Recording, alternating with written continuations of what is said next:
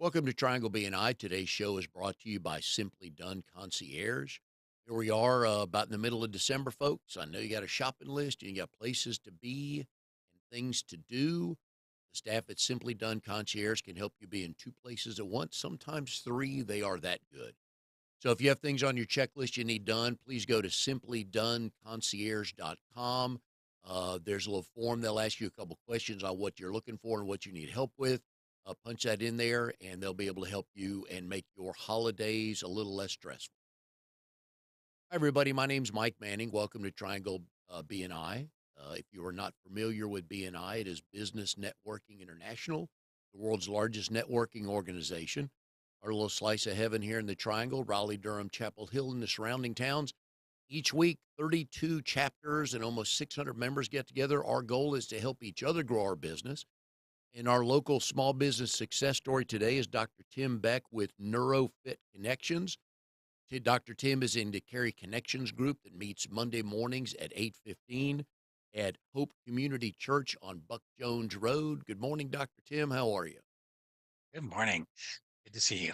Glad to have you on here today. All right, we're going to get into, I think you're the first one on the show, maybe the second that we've talked about these topics. So NeuroFit, okay, that is a simple SEC grad. That doesn't explain a whole lot to me, but we're going to go a little deeper. And so you and your wife, Jackie, own NeuroFit, Yes, and it's a developmental disability center where you work with people with ADD, ADHD, autism, and dyslexia, among other developmental disorders. right. So, man, we had a wonderful cup of coffee the other day, folks, and I learned a ton, especially with a 5-year-old grandson who's being a royal pain in the butt to his parents. Tim shed some light on me, shed some light on that. A couple of things I passed on to my son. But why? I know it's hard for some people to admit, hey, I need to go get help on this, but why eventually do they end up coming to see you and Jack? Because they've run out of options primarily. So when you have an issue with a child, most parents know right away that something's wrong, whether the doctor has said so or not. You'll find that there's, they've missed their milestones. They've um, the doctor said, "Oh well, looks like they might have a mild form of ADD, or there's just something wrong." And so usually they'll come to us because they've run out of options. They've done all the things, the ABA, the UT, the speech therapist, the psychologist, psychiatrist, and it's not getting a lot better. And so they'll come to us to say, okay, we've done everything we think we should do. We're spending a ton of money. What can you do? How can you help us? And we go through their options and they're like, okay, let's get started. Let's go. One of the things that you kept telling me about, and I kept trying to figure out what in the world, and I finally asked you about it. You, by about the third time you mentioned milestones, I'm like, all right, let's stop here for a second. What am I missing? But they're literal milestones in a infant to child's life that they pass through, and I would have never Right. connected the two. So tell us more about that. Yeah, so a developmental milestone is essentially things that we look for in children. So are they crawling by a certain age? Are they talking by a certain age? Are they walking by a certain age? Your pediatrician will check with what are called their primitive reflexes. So for example, one of the ones that all children are born with is what's called rooting, which is if you touch their cheek, they'll turn towards that touch because they're looking for the nipple to latch onto to start breastfeeding. If you put your finger in their hand, they'll grasp that hand. It's called the palmar reflex. So these are things that every child is born with. They're supposed to be gone for the most part by 18 months. One of them called the Babinski by 2 years. So if these are not gone, usually a doctor will say, they've missed that, but it's okay. They'll grow out of it. The problem is that sometimes they don't, and when they don't, we know it's in our profession that there's an issue. So those are things that we look at. Essentially, what's happening is the primitive reflexes are stored in the brainstem. So if if they stay there past the time that they're supposed to be, like if you have a primitive reflex that's supposed to be gone by 3 months and it goes away at 4 months, not really an issue. It's a concern for us. We look at it and say, okay, that might be an issue, but it's gone. So, okay. If, however, at 2 years, you've still got, for example, rooting, there's a problem. By the way, with rooting, if a child still has that, they'll suck on their shirt, for example, they'll chew on things. That's a sign that they have rooting. So if a reflux is still around, what happens is because it's stored in the brainstem, the brain can't grow properly, not stopping physical growth, but creating new neural pathways as it should. So what we look for is, do you still have these retained primitive reflexes? If you do, that's a sign that your brain hasn't grown properly. And depending upon how it's impacted the brain, you might have, for example, ADD, ADHD, autism. If it could also be dyslexia, which is a different hemisphere of the brain. So those are things that we look for. And what a developmental delay or developmental milestone, if you missed it, that's an indication that there's a problem and we need to look at that. So you go back with the retained primitive reflexes. So you go back and you'll address that. Is that the correct word to use? Yeah. So we start with our assessment where we test for them. So we actually usually when we see with a child, for example, with ADD, ADHD, is they got 5 or 6 out of the 10 that we test for. Might be less, it might be more, but usually there's 5 or 6. And so then what we do is when we're working with the child, we'll actually go in and integrate them. So we do things that cause those reflexes to integrate, so the brain now can grow as it normally should. And then what we do is we start stimulating that hemisphere of the brain to grow as rapidly as possible. Does that answer ADD, your question? it does, yeah. ADD is one of those phrases that gets thrown out casually and liberally. And Yes. if we think back in my generation, when we I don't wanna say a lot of us probably had some version of that, but the way the teacher explained it was to our parents was, "Mike can't be quiet and can't sit still." And sometimes people are like, "Oh, well, he's got this and this and this," and sometimes it might be that, and sometimes maybe it's not. Right. Yeah, we've actually seen a number of cases where ADD or ADHD is misdiagnosed. So, they'll come to us and we'll test for it. It's like, that's not what we're seeing.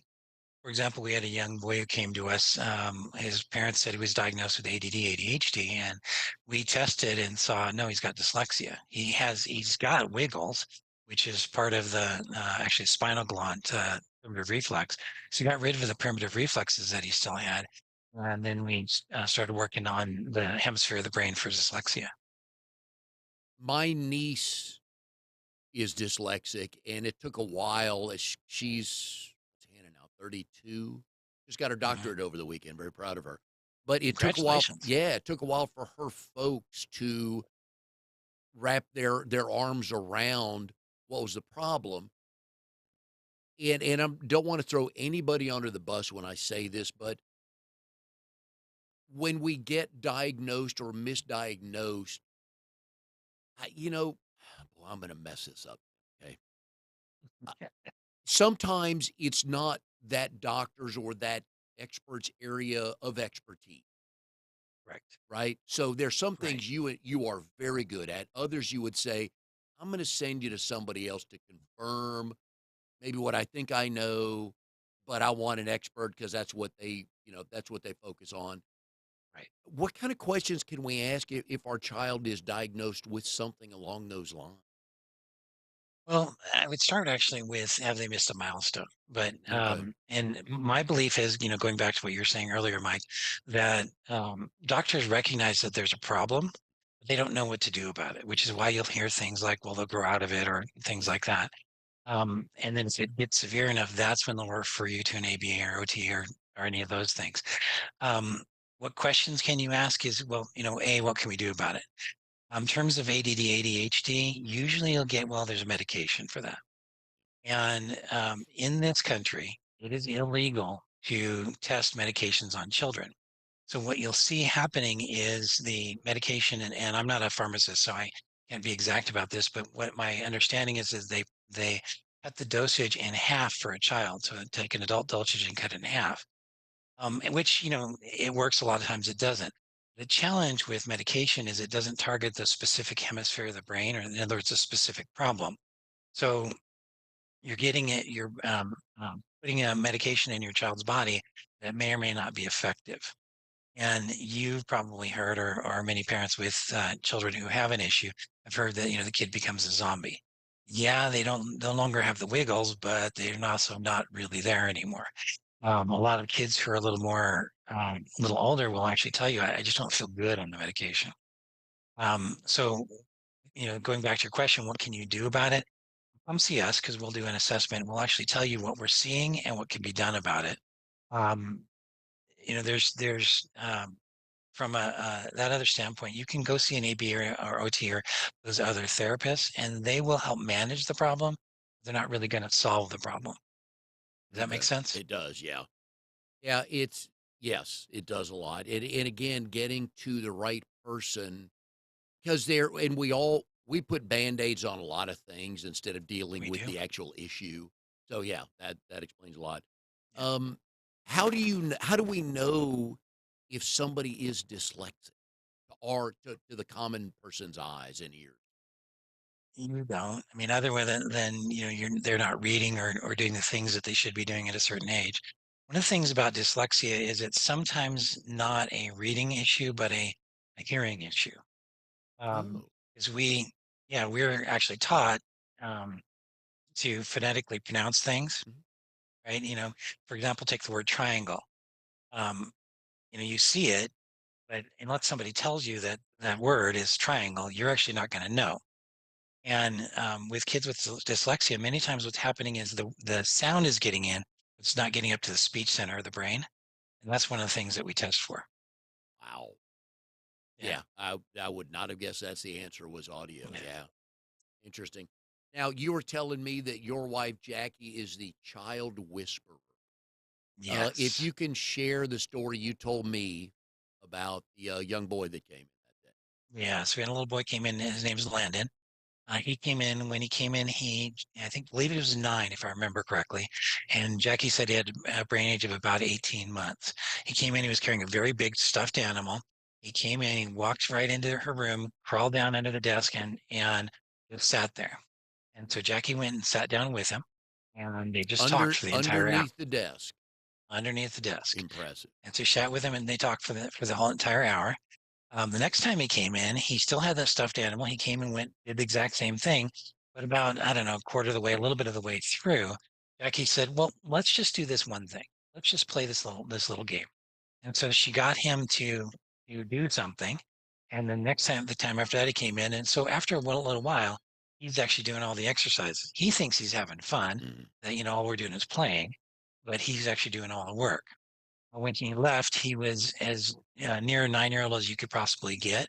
He didn't have one of the things that I love about him. He stopped bringing the stuffed animal in, but he used to think to sleep with a thunder blanket. I don't know if you know what those are, but Mm. it's a blanket where it wraps you tight, like being in the womb, um, or being swaddled.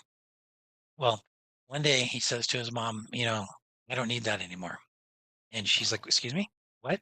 And he said, "No, mom, I don't need that tonight." And he said, "You can keep it if you want, but I don't need it." And so when his mom came in and told Jackie, she's like, "Oh my God, that is huge." And Jackie's very big about celebrating the wins. But the little boy and sadly, every kid who comes in loves her. And I say sadly because, as an example, we did an assessment on Friday, and she comes out, and I told the parents, I said, "Look, I'm going to tell you what's going to happen. She's going to come out. She's going to go, 'I love her. I want to keep her.'" And they laughed and they go, "Yeah, sure." She comes out and, "I love her. I want to keep her."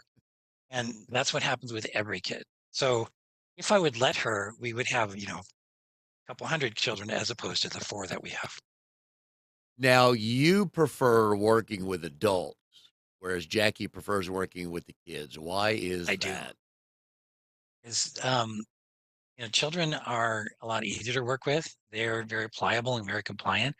I prefer working with adults because a lot of in my history and work that I do, because I'm a doctorate in hypnosis, I can actually just talk to somebody and get them to go where I want them to go and to be what I want them to be based upon the words that I use and how I use them.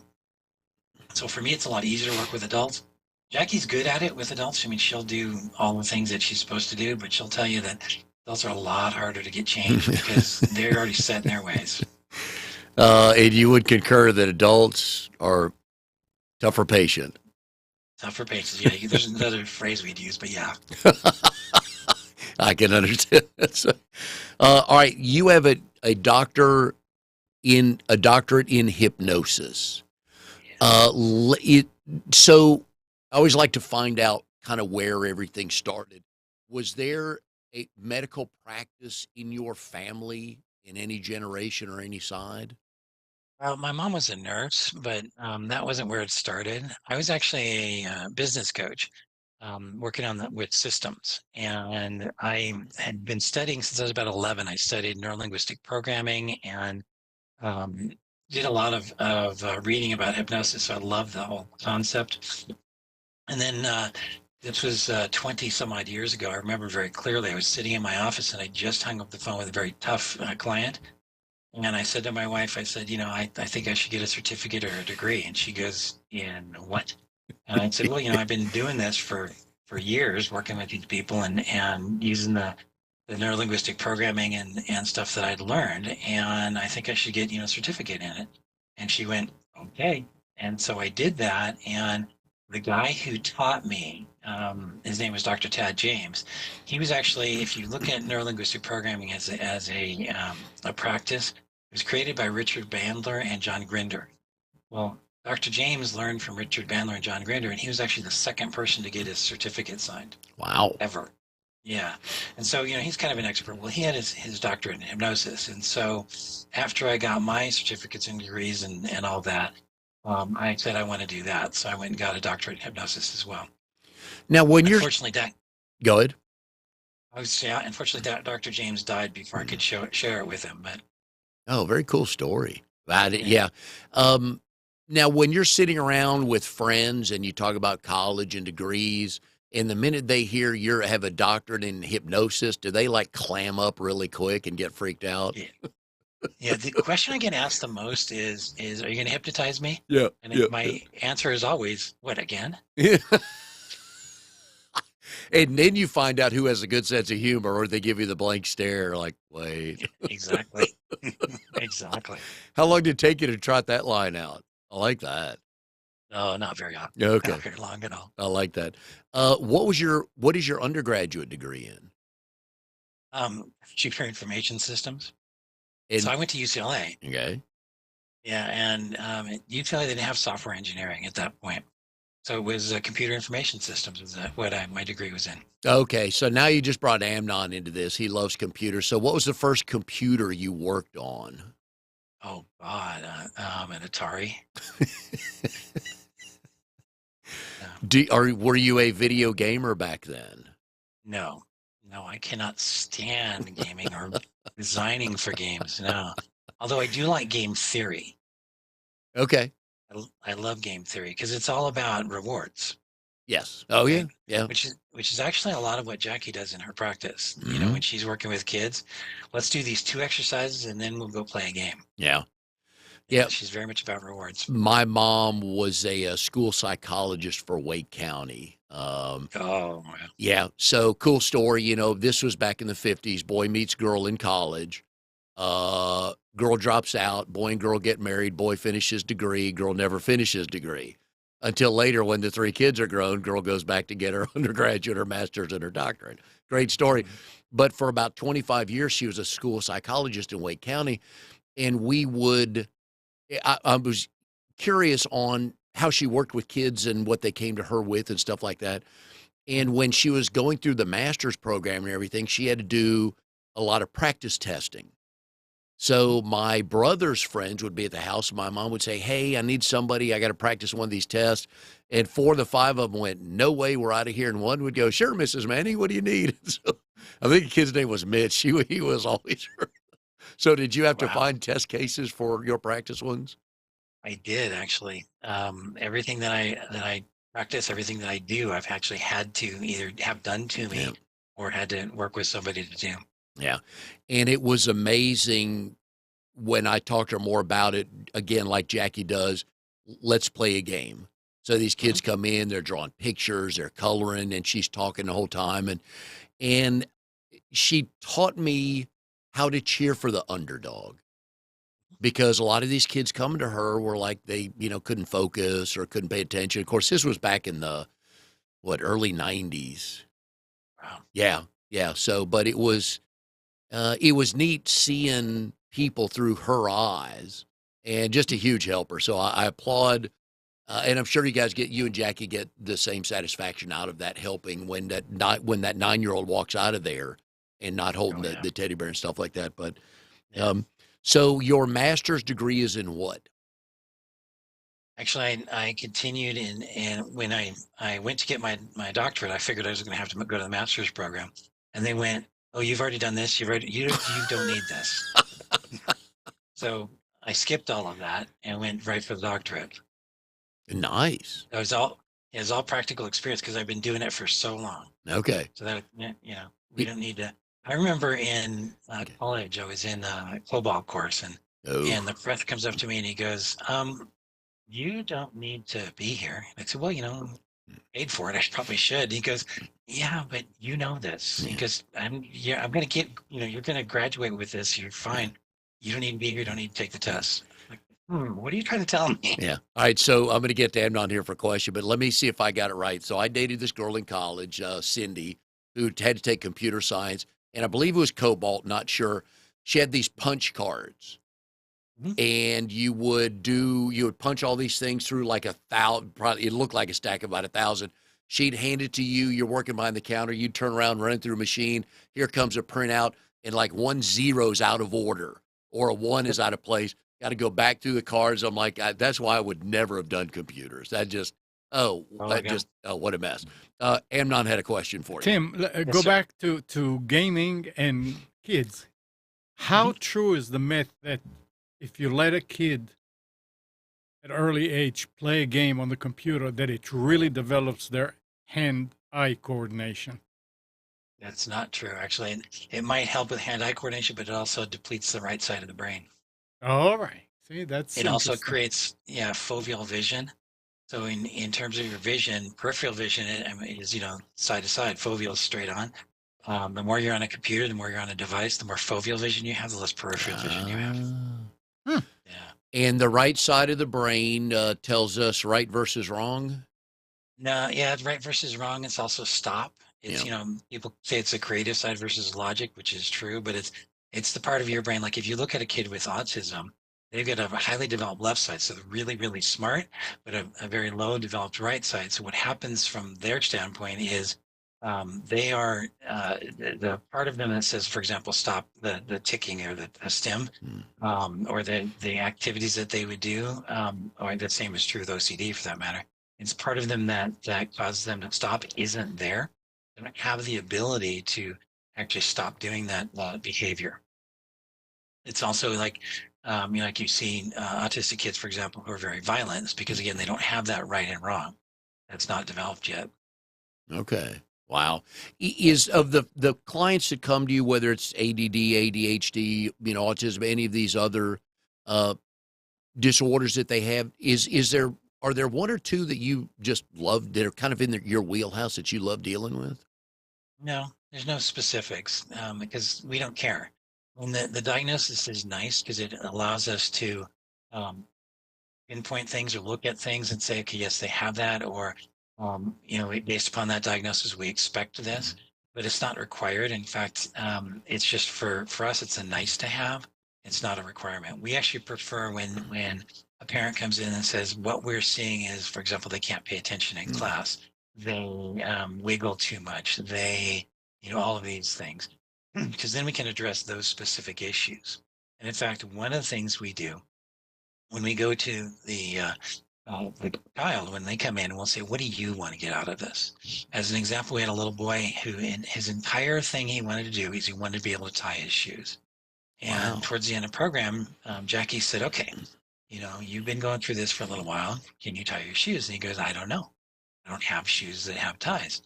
And so Jackie said, Dad, can you go give him one of your shoes? So Dad went and got him one of his shoes, and he put it on and tied his shoes. And he was so excited. He got to tie his shoes. And mom and dad's requirements were met. They wanted him to be able to, pay attention and be good in school and all the normal things that as parents we want from our children. But the little boy was so excited he could tie his shoes. Mm. And the next time he came on, he's like, "Look what else I can do! Look what else I can do!" So it's great from the kid standpoint because they're like, "Oh, I accomplish my goal." Now, he was not able to tie his shoes for what Yeah, reason? he didn't have fine motor skills. Okay, I got you. All Yeah, right. fine motor skills actually affect a lot of things, including speech and comprehension. Strangely, Wow. think about this. What do we all use? I mean, if you look at a child's handwriting today, Yeah. right? Let's say a 7, 8, 9-year-old, you're going to go, "Wow, that's pretty bad handwriting." Compared to, for example, my mother has got great handwriting. She has awesome handwriting. Yep. Jackie has great handwriting. I'm a doctor, so my handwriting sucks, but that's a whole other story. Um, but kids have horrible handwriting, and it's because what do we do most of the time? We don't give them a piece of paper and a pencil. We give them a computer. Yeah, We give them a tablet. device. Yep. So, yeah. So they can type really well, but they can't write. And so one of the things that we test is fine motor skills. Would you hear a dying lost art is cursive? Yes. Is that's got to be brutal for a 7-year-old? I don't even know if they're I seriously doubt they teach that almost anywhere in the U.S. Right? I seriously doubt they teach it as well. Would that tell you anything if you started to pick 5 letters and ask a 7-year-old print and then try to write it in cursive? Would that tell you anything? Yeah, it would. Actually, what we do when a patient comes in or a student comes in, we actually give the parents a 22-page intake form. And then when they come in, so we have all the details. But when they come in, we ask the student, "Sign your name." Mm-hmm. And it's amazing what we see. So if they don't have good handwriting when they sign their name, and that's probably one of the things they write most often, we can pretty much right off the bat saying, "Yeah, you probably have fine motor skill issues." But again, we test that. Wow. So why do most doctors have horrible handwriting? You brought it up. Because we write a lot. But Seriously. and your staff needs to know how to interpret your scribbling, correct? Yes. And Jackie will go, "Okay, I can't read that. Write it again." So I've learned to have good printing. But when I'm writing quick, like for Oh, yeah. example, in the BNI meetings, as we talked about this. I will take notes. Yep. So what does Joe want? Well, Joe wants to see real estate agent and contractors. So I'll write it down. Well, Joe's talking quick, so I'm Oh, gonna yeah. write quick. Yeah. So sometimes I'll go back. Real estate agent and Yeah. cobblers. Yeah. And crayons? Yeah. Yes. Now, do you have Dr. Tim shorthand just for you? I do. Okay. I do. What's one? Give me an example of something. Well, it depends. So I tend to like if it's, I tend to initial things. So for example, real estate agents is RE. Yep. Right. Contractors is GC, general contractor. So I'll do those types of things. And it makes sense if you're looking at certain groups of people. Yes. Sometimes I'll do GC and but that general contractor and that person's a baker. Great cook? Is that what GC means? Yeah. Maybe. I don't know. All right, so let's talk about Jackie here. One of my favorite things with guests on the show to ask is, I want to know how you two met, and do you both tell the story the same way? Yeah, pretty much. Okay, so Jackie was a Sunday school teacher. I was searching for a new church, and so my habit when I was looking for a church was to go in late, so I'd miss what I call the happy slappy stuff. And I would stand in the back, and I would just kind of watch. And so this particular church was standing room only. And where was good. this? This was in Carlsbad, California. Okay.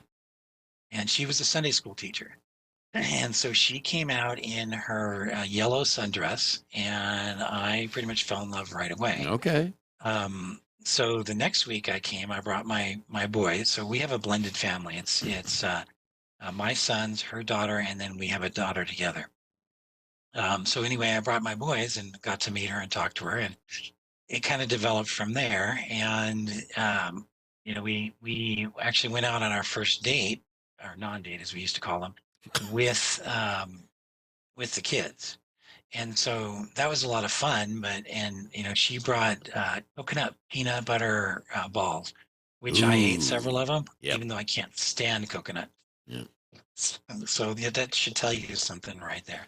Those are good. And yeah, to answer your question, do we describe it the same way? Yes and no. She remembers me bringing the boys in. She doesn't remember me the first time I met her, but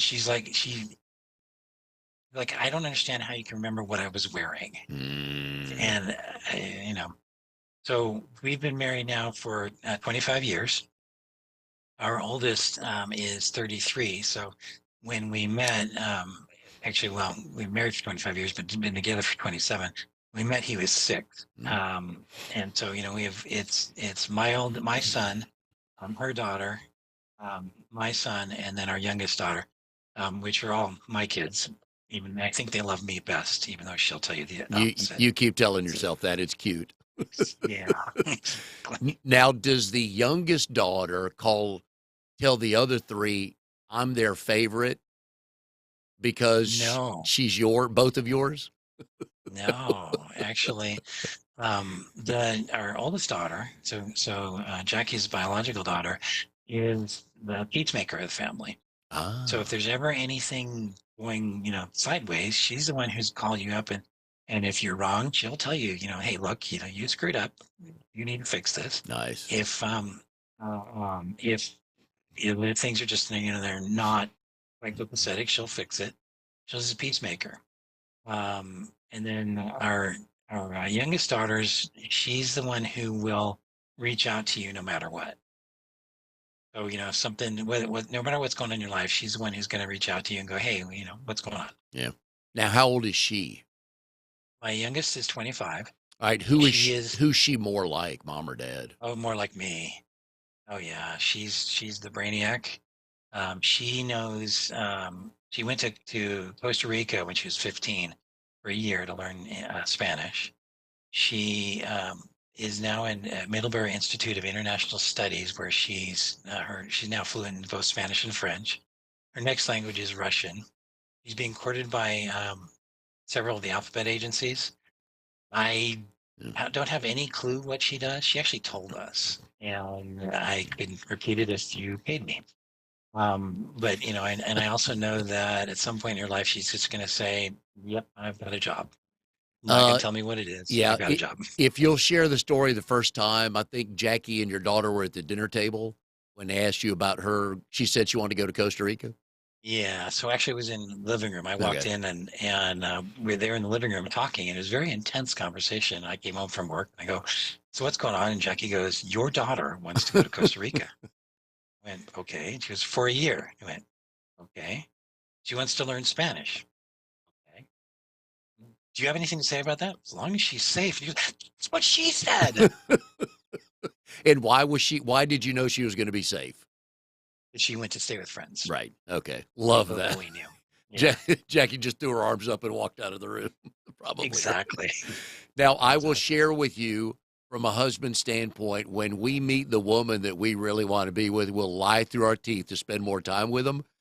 Uh-huh. My wife and I, after our first date, we went back to her house and she goes, "Hey, you want me to put on some music?" I'm like, "Sure." She said, "Do you like Johnny Mathis?" I paused and went, "Sure." Do not care for Johnny Mathis at all. Still a running joke. Didn't care. I didn't want to leave. I wanted Exactly. time, and more talking.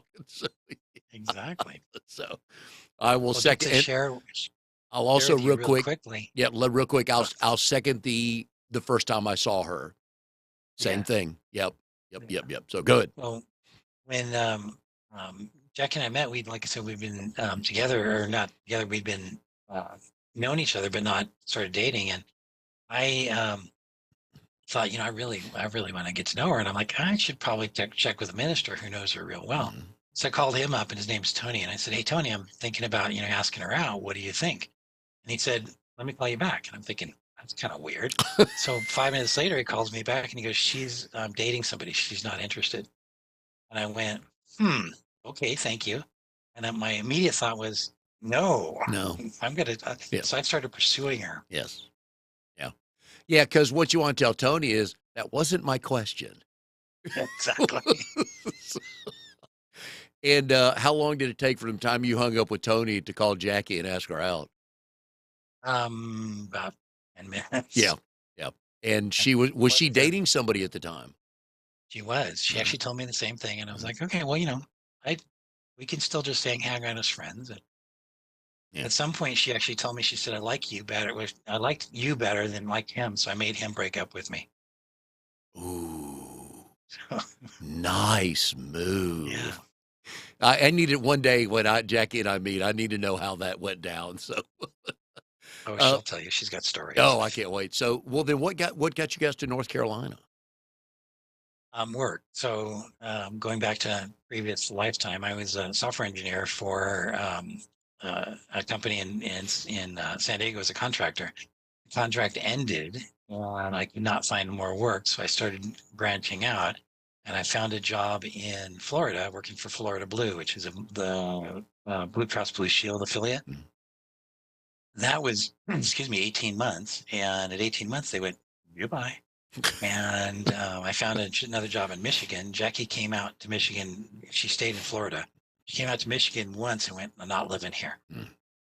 And so I got an offer here in North Carolina. And I said, let's do this. This is great. It's got all the 4 seasons. It's pleasant. She came here and she went, okay, this works. And from the time you moved to North Carolina till you hung up the phone and said, I have to get a certificate or a degree, how long a time frame we talking about? Oh, that was back in California. So I was doing business consulting in California. So that was 2023 now. It was 2009 when I said that. Okay. Yeah. All right. And you've had your doctorate for how long? 8 or 9 years now. All right. Can I assume then you're a pretty good test taker? Sometimes, usually I am. Okay. Is there another degree in your future to get? No, I want to just write books and do what we're doing and have fun. Have you started writing a book yet? I actually wrote a book. If you go out on Amazon, look for Retribution is the name of the book. And you have to search by Retribution Beck because there's like 3 or 4 of them out there. But I wrote it. It's a murder mystery. Ooh. I've also written a children's book that's been published. It's called The Genie in the Lamp. Wow. But yeah, those were fun. I'm actually, I went to write, I started another book called Murder is Messy, but I'm not sure where I'm going to take that. But I want to. Good. I want to write a book about a dog and his people, or her people actually. And I want to write 3 books. So the dog when it's a puppy, the dog when it's older, and the dog when it's an old dog, and the people. And I'm going to stretch the truth a little bit because dogs only live, somewhere between 10 and 18 years. To the dog living as old as a human being, and All right.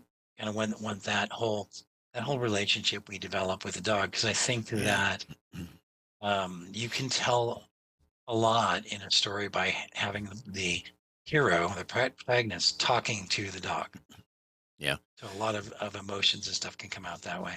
And it is amazing the connection we have with, I never had cats, had a dog growing up. The boys had a dog growing up, but just talking, watching people's facial expressions and their voice change when they talk about their dog or dogs. Yes. It is the first one. We moved to Florida in 1999. I'd never really lived anywhere where there were constant hurricanes coming your way.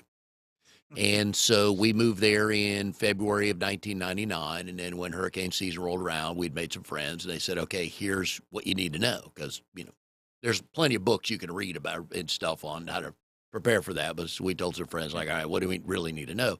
And they said, okay, step number 1, go to the pet store. Step number 2, go to the liquor store. Step number 3, go to the grocery store. But the pet store was always number 1 with everybody we asked, what's the first thing you do? The dogs and the pets are getting taken care of. It is amazing. But yeah, kids growing up with dogs are wonderful stories. And I'm sure, do you have a time frame on those books? No, I'm just sort of developing the concept and writing down the notes. No, not yet.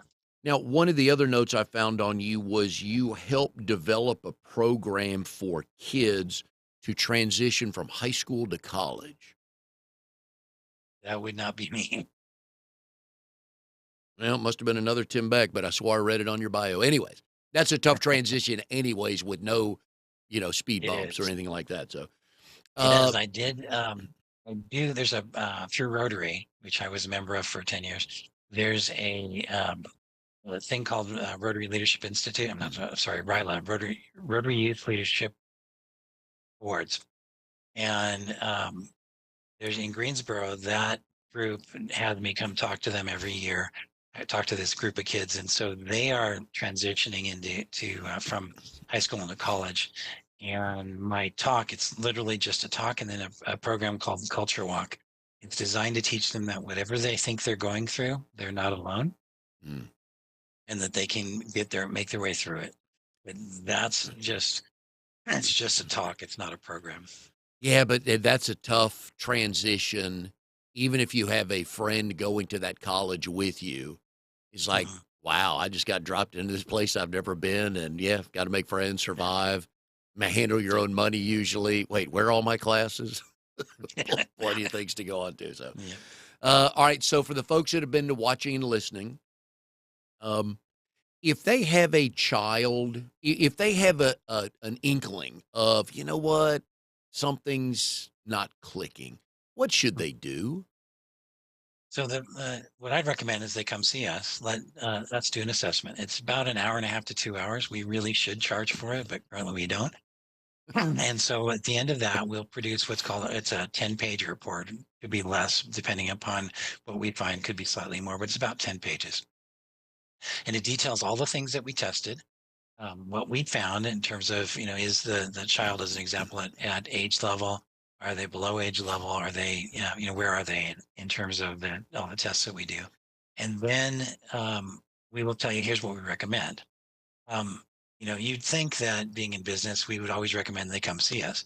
But sometimes we will say, you don't need to see us. As an example, we had actually an adult come to us, and he thought, okay, I've got this, serious issues. And we tested him like, no, you really don't. Here's what we recommend. Here's a set of exercises. Go home and do these. And then come, give us a call in 4 weeks. And if you're mastered these, we'll give you another set. But you don't need to come see us because your issues aren't that serious. On the other side of that, we've actually had students who've come in who are highly autistic, as an example. So they're severe, and we will run them through a program that might take a couple of years. It's not um, that we can't solve the problem. We can't, get them to where they need to be. It's that it just takes a long time because of how severe it is. However, we'll detail all that, and we'll tell you, this is what we found. This is what it's going to take to get you to where you want to be, to meet all of your goals, and to meet the child's goals, and make everybody, happy, essentially. It's should parents go get further information from the school, either the teacher or a counselor? Is that beneficial? Are they really going to learn anything more about what maybe their son or daughter's going through? No, actually, that's a great question, because the thing that we always say is, look, no matter who you're going to see, whether it's a counselor or a uh, professional like an OT or ABA or whatever, if they're telling you there's a problem, then one thing you could ask them is, what is going on in the brain of my child? And Oh, I would bet you that most of them are going to be able to say, I don't know. And we can tell you. yeah. Okay. Fair enough. Dr. Tim, thank you very much. Folks, if you have anything going on with a family member you just want to know more about, please, we've been putting Dr. Tim's phone number up there. Dr. Tim, what's your website? NeuroFitConnections.com. So NeuroFit, the word connections.com. All right. And they'll get a little bit more information on what you do, Yeah. some of your other Yeah. programs. Yep, and you can schedule a free assessment there. If you just have questions, by the way, at the very bottom of the homepage is a link that you can schedule a meeting with the coach. And it's a 15-minute call, and she'll answer any questions you can ask in 15 minutes. Very nice. That is a good thing. And has Jackie made your holiday plans, or do you get a say so in these? So the question, remember, all of my kids are scattered across the country. So my oldest son is in Chicago. My youngest is in San Diego.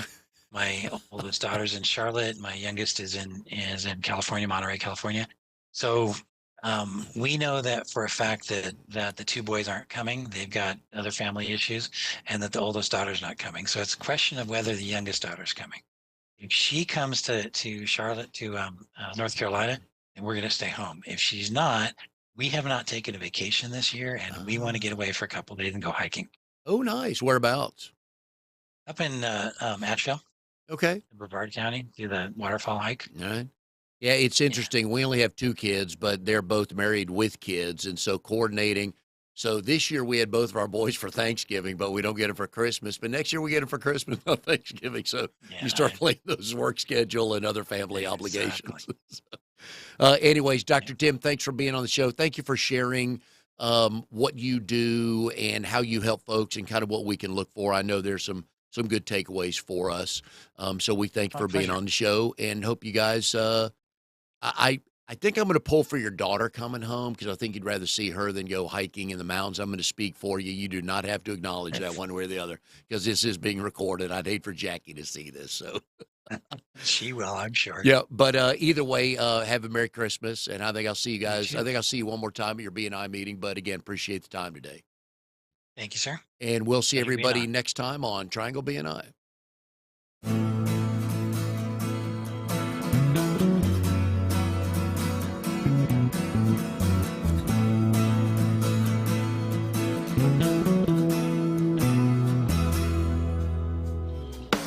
You are tuned to the Nissan Communications Network.